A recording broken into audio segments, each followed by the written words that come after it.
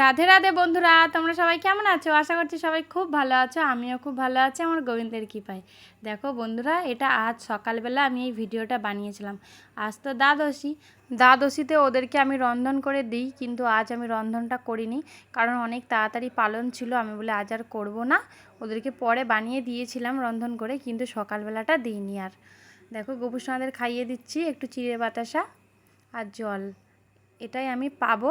তোমরা যারা যারা একাদশী করো তারা ঠিক টাইমে পালনটা করো তো। এই পালনটা কিন্তু খুব গুরুত্বপূর্ণ, সবাই মিলে পালন করো সময়ের সাথে সাথে।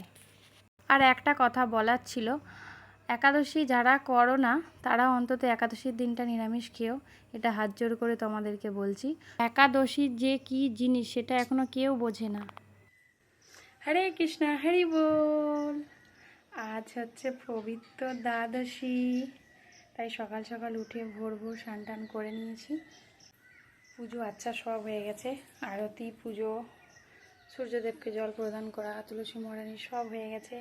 এদেরকে আর চিড়ে ভোগ দিয়েছিলাম। আজ কিছু বানাতে পারিনি, রন্ধন করতে পারিনি, সময়টা আজকে অনেকটাই কম। আমরা আজ আর করবো না, পরে বানিয়ে দেবো। কারণ একাদশী তো আমাদের ছিল, ওদের তো না, তাই ওই চিড়ে প্রসাদটা দিয়েই আমি প্রসাদ পাবো। কাল যেহেতু নির্জলা ছিলাম, জল দিলেই হতো, কিন্তু শুধু কেন জল পাবে ওরা, তাই না? আমার জন্য, ওর জন্য চিড়ে দিয়েছিলাম, চিড়ে বাতাসা জল দিয়েছিলাম, ওটাই এখন পাবো। সময় তো পড়ে গেছে, এবার পেয়ে গেলেও হবে, এবার পেয়ে যাব। এখন তোমার বাজে কটা?